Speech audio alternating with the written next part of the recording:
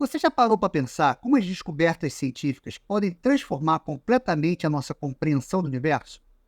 Sejam muito bem-vindos ao meu canal Física em Minutos. Eu sou o professor Alex Nelson e na aula de hoje vamos falar sobre esse brilhante astrônomo, Galileu Galilei, que viveu numa época em que a Terra era considerada o centro do universo e teve a coragem de desafiar esse paradigma. Ao apontar seu telescópio ao céu, ele fez descobertas incríveis que questionavam a crença enraizada na sociedade da época. Você vai explorar como Galileu, por meio de suas observações revolucionárias, questionou o modelo geocêntrico, desencadeando uma verdadeira revolução na astronomia. Ficou interessado? Fique comigo. Depois da vinheta, tem mais!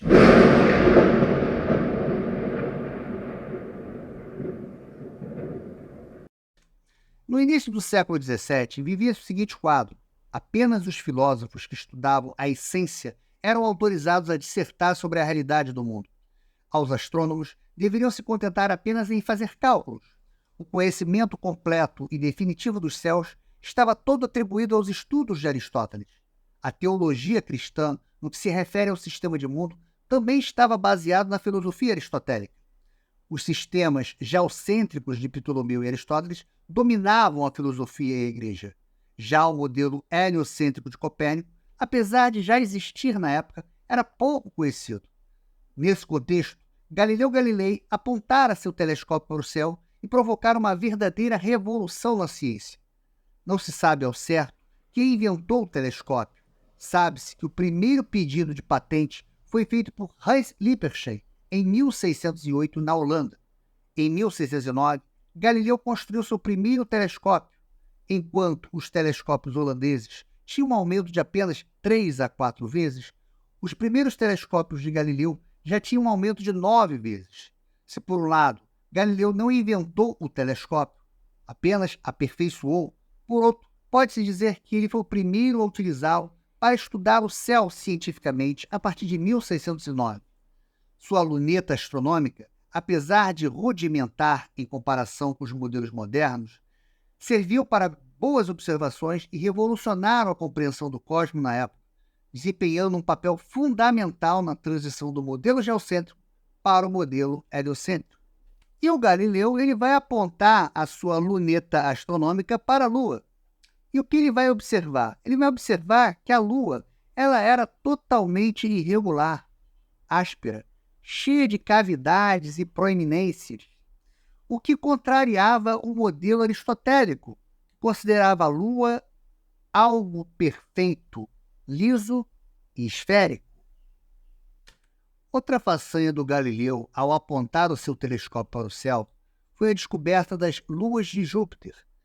Galileu percebe que Júpiter era acompanhado por 4 objetos menores, que ele inicialmente pensou se tratar de estrelas. Só que a observação diária desses pontos luminosos, ele começou a perceber que havia algo estranho, porque esses 4 pontinhos mudavam de posição. Então Galileu começa a pensar, bom, isso aí não deve ser estrelas, porque as estrelas, de acordo com o modelo geocêntrico, elas estão fixas. E esses pontinhos estariam se movimentando. Então, para ele, esses pontos observados seriam, na verdade, novos planetas que estariam orbitando em torno de Júpiter. Ele vai chamar esses planetas de Planeta dos Médicis, em homenagem a Cosme II de Médici, o Grão-Duque de Toscana, que apoiava o trabalho de Galileu. Aqui nós temos a visão da luneta astronômica de Galileu, né? Com as luas, que ele, na época, ele achava que são planetas. E aqui uma visão de um telescópio mais moderno, né? Mostrando as luas de Júpiter. Dessa forma, podemos concluir que as observações das luas de Júpiter ajudaram a validar a visão heliocêntrica do Sistema Solar proposta por Nicolau Copérnico, uma vez que a visão geocêntrica sugeria que todos os corpos celestes, incluindo planetas, a Lua e o Sol, orbitavam a Terra. As luas de Júpiter desafiaram então essa ideia, pois era evidente que corpos celestes estavam orbitando outro corpo celeste, no caso Júpiter, e não a Terra. As descobertas das luas de Júpiter por Galileu forneceram evidências observacionais significativas que minaram a credibilidade do modelo geocêntrico, validando a visão heliocêntrica do sistema solar proposto por Copérnico e contribuindo para uma transição da visão cosmológica predominante da época para o modelo heliocêntrico durante o período da Revolução Científica. E o modelo geocêntrico leva um duro golpe com as observações das manchas solares que apareciam em diferentes partes do disco solar em momentos diferentes, mudando de posição ao longo do tempo. Se a Terra realmente fosse o centro do sistema solar, essas manchas deveriam permanecer fixas em relação à Terra. No entanto, as observações de Galileu mostraram que as manchas tinham um movimento próprio, o que contradizia diretamente a ideia de que o Sol estava em órbita da Terra. E dessa forma, o Sol não seria perfeito e imutável. Ou seja, as manchas solares mostravam que o Sol estava sofrendo constantes mudanças. Ou seja, essas observações serviram para, mais uma vez, abalar o modelo geocêntrico e, assim, mostrar que o Sol seria um corpo em rotação com características dinâmicas, mudando ao longo do tempo. Antes das observações telescópicas de Galileu, a Via Láctea era percebida como uma faixa de luz difusa no céu noturno. Com seu telescópio, Galileu vai explicar que a luz da Via Láctea, na verdade, eram inúmeras estrelas individuais. Essa resolução estelar indicava que a Via Láctea era composta por uma grande quantidade de estrelas, apresentando variações na sua densidade e no brilho ao longo da faixa da Via Láctea, o que indicava que a estrutura dessa faixa não era algo homogêneo. Dessa forma, Galileu enfrenta problemas com a Igreja, pois as suas observações da Via Láctea, especialmente quando propôs que os nebulosos que ele via eram, na verdade, aglomerados de estrelas, essa visão desafiava a concepção aristotélica e ptolomaica de um universo onde as estrelas estavam fixas em esferas celestiais perfeitas e inalteráveis. E aí vem o Galileu e mostra, ora, você tem aqui regiões com uma concentração maior de estrelas, uma densidade maior de estrelas. Você tem estrelas com brilho maior, outras com brilho menor. Isso aí era totalmente contrária a essa ideia de perfeição e de inalterabilidade que o céu tinha na época. Dessa forma, também não era consistente com a ideia de que a Terra ocupava uma posição central no universo. As observações de Galileu da Via Láctea não apenas expandiram o conhecimento da astronomia na época, mas também desempenharam um papel extremamente importante na transformação da visão cosmológica, afastando-se as concepções antigas e preparando o terreno para a cosmologia moderna que estava por vir junto à Revolução Científica. Outra bomba que Galileu joga em cima do modelo geocêntrico são as suas observações com relação às fases do planeta Vênus. Galileu vai mostrar que, assim como a Lua, Vênus também tinha suas fases. Uma fase cheia, uma fase crescente, uma fase minguante, uma fase nova. Só que essas observações feitas por Galileu eram totalmente incompatíveis com o modelo geocêntrico, que previa que, daqui da Terra, nós só conseguiríamos ver apenas uma pequena parcela da superfície de Vênus sendo iluminada. Se olharmos aqui nesse simulador, Terra no centro, Vênus girando dentro dos epiciclos, né? E esse epiciclo girando no movimento deferente.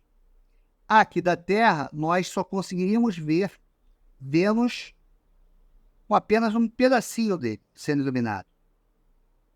Nós nunca teríamos Vênus na sua fase cheia.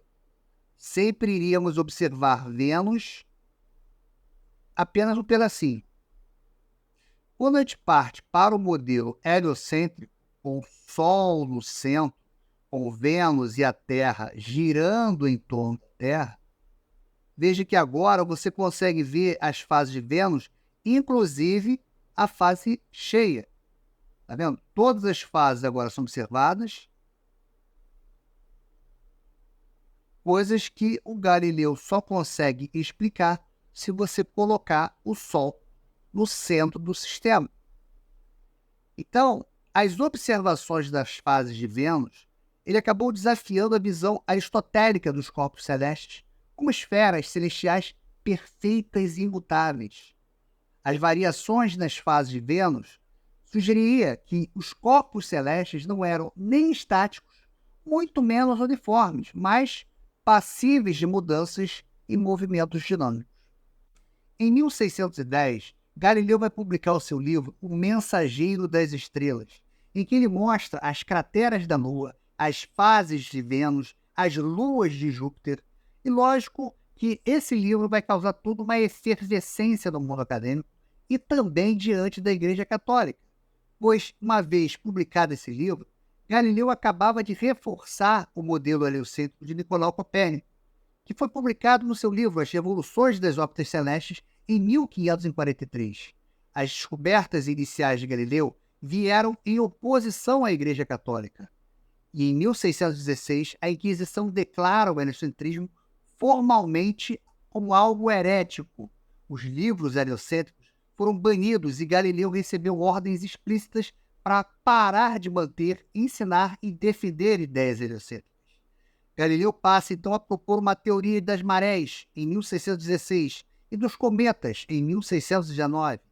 Ele argumenta que as marés eram evidências para o movimento da Terra. Em 1632, Galileu, agora um homem de idade avançada, publica o seu diálogo sobre os dois principais sistemas do mundo, que implicitamente defendia o heliocentrismo e era imensamente popular, respondendo a uma controvérsia crescente sobre teologia, astronomia e filosofia. A Inquisição julga Galileu em 1633 e o acusa de suspeito de veemente ser herético, condenando a prisão indefinida. Galileu foi mantido em prisão domiciliar até a sua morte em 1642. No entanto, as descobertas de Galileu não puderam ser reprimidas.